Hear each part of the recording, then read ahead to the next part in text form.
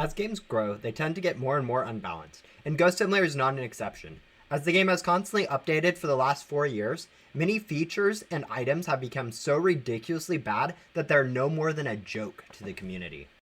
Because of this, I, as a long-term player, and someone who enjoys the unique and different gameplay of Ghost Simulator, would like to fix a lot of these issues and make them both more balanced and more interesting to play. I feel like Ghost Simulator has a lot of potential in terms of many of the forgotten features and could feel like it needs a lot of improvements. Because of this, I plan to go ahead and make a YouTube series on a lot of the stuff I want to go ahead and rebalance in the game. To start this series off, I want to go take a look at the in-game purchases in Ghost Simulator.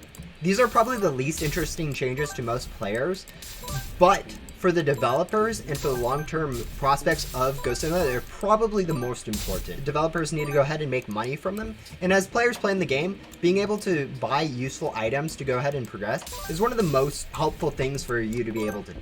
Right now, the most common things for people to buy in Ghost Simulator is the game passes from the store and then the limited store items. Mainly, I see for trading, but there's a bit more going on with limited store items than I know about. With all the other items basically being useless, there's like 4 or 5 purchasables in the Ghost Simulator that basically no one's purchased in the last month, and I'd bet that no more than 10 people have purchased in like the last 3 months.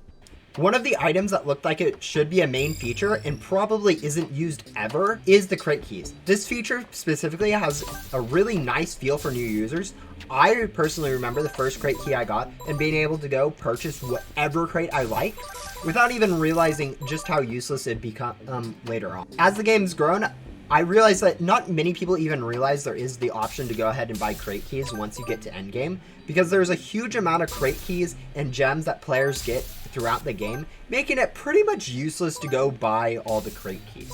On top of this, the cost for the crate keys hasn't really changed since they first came out, with it still costing 6 Robux per crate key at the cheapest to go ahead and get these crate keys, which is pretty expensive for something that you can go ahead and grind 5 minutes for, or even less throughout the rest of the game to be able to get whatever crate you want. And so to go ahead and fix both these issues, it feeling pretty bad to go ahead and get crate keys now with how available gems are, and to also make it easier for people to go ahead and buy them, I'm suggesting 2 changes to the crate keys. The first change being making crate keys 2 to 10 times cheaper, probably starting off with 2 times and then adjusting it further down depending on sales. And then the second change I would suggest is making both tradable and untradable crate them give a 2 times luck benefit to using them on any crate. This would make them better than gems for purchasing crates and would give them more of a feel of usefulness than they have before. This will make them more useful on the more expensive gem crates, as players are able to get 2 times better stuff, and would maybe make some newer-ish players that can't grind as gems as much be able to be like, hey, it's somewhat worth it to go ahead and buy crate keys to save myself time grinding, and it'll be much more worth it than the actual buying per gems. There is, however, a problem with this, but with how this would affect crates that people already almost entirely spend crate keys on entirely, like Void or the new race crates that no one really buys yet, but might in the future, depending on the crate keys, would be to go ahead and remove the crate keys from being able to purchase these crates. Because if the crate keys give 2 times luck, people it'd be now 2 times easier to go ahead and get those items, which people have grinded for quite a bit and are considered pretty valuable. I think this wouldn't be as much of an issue as people would make it out to be, since it is in-game stuff, and making stuff easier to get isn't always that bad. But I think just go ahead and remove the use of crate keys on these specific crates. This is would be the ones that you can't buy with gems, so as I said, Void crates and the race crates. And then because of these changes being pretty big, you'd probably want to give players 1 to 2 weeks notice for a developer before they actually go ahead and remove crate keys entirely from those items and give 2 times luck to the crate keys. This would allow players, if they want to spend them on the Void crate or the race crate, time to go ahead and use them, or if players want to save them for the 2 times luck on other stuff, give them that option too. Now, of course, this would also stack multiplicatively with a Lucky Gum, which I don't think would be too broken just because of how rare crate keys are to get in the game, at least relative to gems. They are pretty easy to get, but they are a lot harder to get than the billions of gems that players can get at the same time. Additionally, this would also require some changes to how race coins are currently given out, because right now, crate keys are the only reasonable way to get them. In my 6 months since races came out, I've probably gotten less than 500 race coins, which I think is less than 1 crate in terms of race coins, whereas I've gotten hundreds or 200 race crate keys. Just race coins at the moment are currently broke. But yeah, race coins are a whole entire another mess. We'll cover that in a later video. A useless feature that's been around since the start of the game is the ability for players to skip certain quests from NPCs. This has rarely been used, with the few useful times it's been found being disabled by the developers due to their cheesy natures. This includes stuff like being able to skip the Agent Blaze's quest that requires you to go ahead and do Yoko, and a few other ones. The one time that this wasn't disabled and is actually somewhat useful is during events, where players were able how to do 109 towers, and players just found that they could skip that with Robux to go ahead and get the reward from it. I think even this, it wouldn't be too much of a loss to go ahead and remove that, since this grinding thing, keeping that grindy for grinders, won't really ruin too much of the experience. Overall, I think game would not change at all if this was entirely removed, and doesn't add too much depth to the game. Alternatively, it could be kept in for just some specific quests. Like I know some people might want to go ahead and skip some of the grinder quests like Heroes, or some for the Mythicals, or some of those ones where it's just kind of annoying quests that aren't like too hard to do, and most people will just be able to do them later, but people want to get their rewards now. But for a lot of the quests, like progression quests, no one really will skip them anyways, so just full removal of it would be fine. In similar vein to skipping quests, we have the purchase of skipping a boss timer with Robux. This right now I think is considered an event bait, as you can buy it while an event is going on. It has the event bait thing. But this has been made completely obsolete with the large amount of free boss baits that players get just by playing. I know even on my free-to-play account that I've only spend like 3 to 4 hours a week playing on, I have over 50 to 100 already on that account for free, and there's really no reason to actually have this in the game since players get it for free so much. I think removing this purchase would be the best plan, but I do like the idea of having bosses faster, and so I think changing this into a sort of a new boosted gum could be a different feature, which would fill the space of being able to do bosses faster and would actually apply to a wider range of different things. And on that note, that brings us to the final changes I want to suggest in this video. Changes to boosted gums. When boosted gums first came out, I was really excited since normal gum was really good, and as a grinder, boosted gums could have been really game-changing. However, after quickly testing all the gums and seeing their changes, I came to the conclusion that they are really underpowered. I even said as much to developers who asked me and submitted feedback on how they can be improved right after they came out. And yet, over a year later, nothing has been done to them. Perhaps the most obvious change when it comes to these gums, it's just straight buffs to the multipliers they give. This works well for actually 2 of the 3 current gums, with Lucky Gum and Event Gum likely becoming viable with just being buffed from 2 times drops to up to 3 times. For Lucky Gum specifically, this gives it an edge for unboxing over the easier Lucky Gum to grind, the glitchy Lucky Gum that most people probably use. But still gives a little bit of an edge for grinders who go ahead and grind for Enchanted Lucky Gum, or have lots of Enchanted Lucky Gum that they can go ahead and use.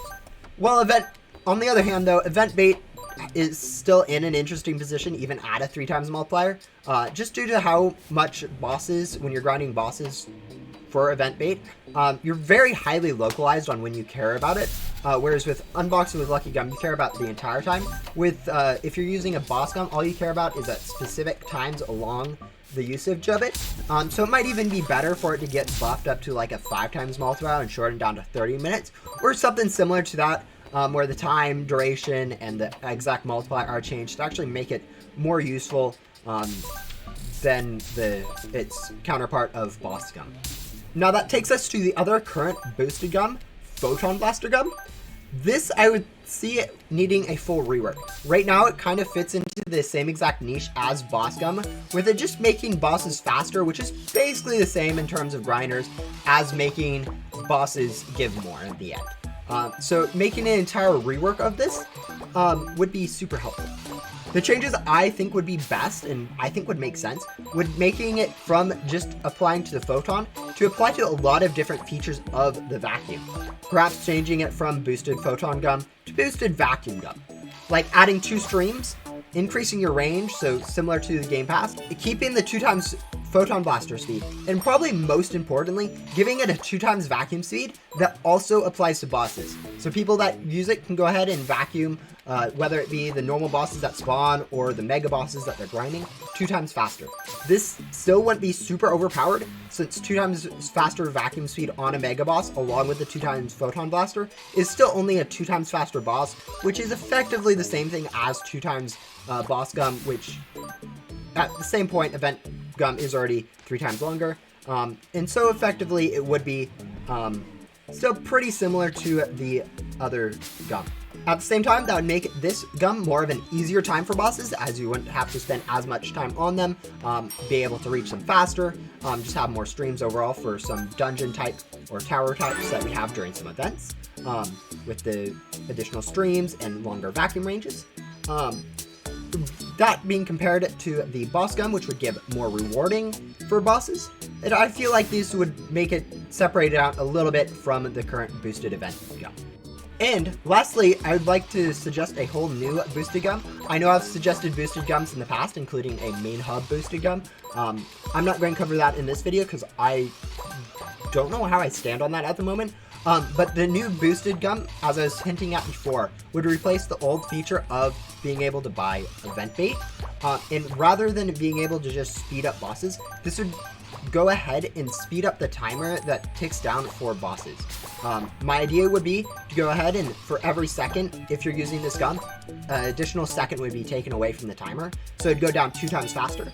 So rather, if you're using this gum, rather than it taking 7.5 minutes or 6.5 minutes or whatever it is, it'd go ahead and take half that time, so 3.5 minutes, roughly, for bosses. This would make you be able to find bosses faster and could be very useful in specific situations. This would also go ahead and apply to all bosses in a server, so including Ghostly Vision bosses, including any other bosses that end up getting added, and just go ahead and make it a little bit faster. Additionally, since multiple people could be using the gum at a time, if multiple people are using it, it'd take an additional second faster for each person using the gum. So if one person's using it, it's only 2 times faster, but it'd be 3 times faster if 2 people are using it, 4 times faster if 3 people are using, etc., as more seconds would tick down every second. This would give an option to go ahead and grind bosses faster. So for instance, like Yoko, you could go ahead and join a server, and rather than having to wait 6.5 minutes for the next boss, you'd only have to wait half that time. It would also encourage people to go ahead and play together, as this time would be a global boost to the amount of bosses people can get in a server. People would be able to go ahead and get in one server with one person using a boosted gum that they'd have to pay Robux for. And going ahead and getting that sweet, faster bosses. I think additionally, this boosted time gum, which I think is a working name, obviously it could be changed later, could also be benefited by having a few other things that could be like fast themed for the gum, like giving the player 2 times walk speed, 2 times jump power, and 2 times hoverboard speed, which isn't crazy, but it's just more helpful to allow the player to be like, hey, I'm going faster on all this stuff. Additionally, with how it makes the server time faster for bosses, this could be used in conjunction with a lot of other gums. Like for instance, you could have one player using the time gum, one player using the vacuum gum, the boosted vacuum gum, and one player using a boosted event drops gum, and go ahead and get 2 times faster spawning, 2 times faster defeating, and 2 times more or 3 times more rewards with the new buff, which actually isn't as insane as it sounds, because of how those times work. 2 times faster for the boss to spawn and 2 times faster of defeating the boss is only a 2 times overall multiplier, and independently they're actually less than a 2 times, just because of this time you end up spending waiting around for it or defeating it in the first place independently. So they don't end up stacking multiplicatively, instead they end up only stacking additively, especially when you... And so I feel like this would be balanced, especially when you compare it to other game passes, like 2 times boss drops, which is, although 850 Robux, that's a permanent 2 times increase that stacks with other gums. And at the same point, devs would be going ahead and getting Robux from each of these purchases, and they wouldn't be the super cheapest. Like, for instance, the boosted time gum could go ahead and cost 150 or 200 Robux, and the vacuum gum might be buffed up to 99 Robux, or I think its current price point of the 49 Robux would be fine. And if all this isn't as OP enough for you guys, I feel like boosted gums could benefit from one more change, and that's allowing people to go ahead and use an additional gum while they're using a boosted gum. Now, I realize I've been one of the people that have been saying you shouldn't be able to use 2 gums at a time, and I really stand by that for most situations. But when you're using a boosted gum and you really quickly want to go ahead and do something else, like grind some items using loot gum, or if you're doing bosses, you want to sell the ectoplasm you got from that boss before doing another one, being able to go ahead and use a smaller gum. My idea for an additional gum while using boosted gum would only be legendary and below, so nothing godly, nothing mythical, nothing classified from the gum machines. Only being able to use these cheaper gums allows you to go ahead and grind more effectively if you're using, for instance, grinding bosses. If you're grinding lucky gum, using the lucky gum, and you want to go grind just a little bit more gems or something, you can go ahead and use an X gum. Use a loot gum. Doing bosses, you can go ahead and use a bunny gum at the same time if you're grabbing for a quest or something while you're wanting a faster time. Just being able to use these smaller gums doesn't stack multiplicatively with any of the gums, and so it would end up being pretty balanced. Now, if you are allowed to use like godly and above, the problems there is you end up having the gum stack multiplicatively. So lucky gum time, the boosted lucky gum times normal lucky gum, and it would just be really broken if that was the case. And as I said, the boosted gums lasting an hour. If you want to just do something small, the 2-minute gums usage during it would be really nice. If you wanted a small reason for this, the devs could put a little thing like, you can't put another good gum in your mouth. Your mouth can't handle that much good gum, or some other reason why you can't use that high of rarity. And this could be extrapolated out to other gums, like for instance, being able to use either 1 godly plus and 1 legendary and below to other gums. I personally think it'd be work best with boosted gums only, but adding it in a few other cases wouldn't be the end of the world. Now, these are only my ideas for fixing the current Robux purchasables in Ghost Simulator. It may not even be the best. Like, I thought these through and I came up with these, but I'm not the best when it comes to balancing things in the game. I think I've been the cause for a few bad things in the game already. So if you guys have other ideas, feel free to go ahead and share in the comments of the sections of this video, or your opinion. I have posted a suggestion in the official Bloxbytes Discord, so it's linked down there in the comments if you want to go thumbs up that, thumbs down that. Share your feedback in the Discord, ping me if you guys have other suggestions on why some of these cases wouldn't be as good as I'm thinking they are. Feel free to do that. I think you guys probably have a better idea on what makes Robux purchasables good than I do. I know this might seem like the game is going more pay to win with these Robux purchasables being buffed, but I think it just kind of brings them on par with some of the other Robux purchasables in the game. Like, as I mentioned earlier, boss drops game pass, but also 2 times items is so broken. There's a lot of already really good game pass, and I think a lot of these, especially like the boosted gums being buffed, wouldn't really aren't still going to be that useful since they are only one-time purchase, or you only get to use them once. So they would end up requiring players to go ahead and, if they want to use that thing, buy them over and over again, which would help the developers. I think it would help people wanting to grind the game more efficiently. I think it would be all around pretty good. You may notice a few Robux items missing. As I said, limited store items. I'm not going to be talking about those because I don't really have a good enough knowledge of the current limited store, like who's buying it, what they're buying it for, to really suggest good feedback on how to change that. And I might have also missed a few Robux purchasables. If that is the case, let me know.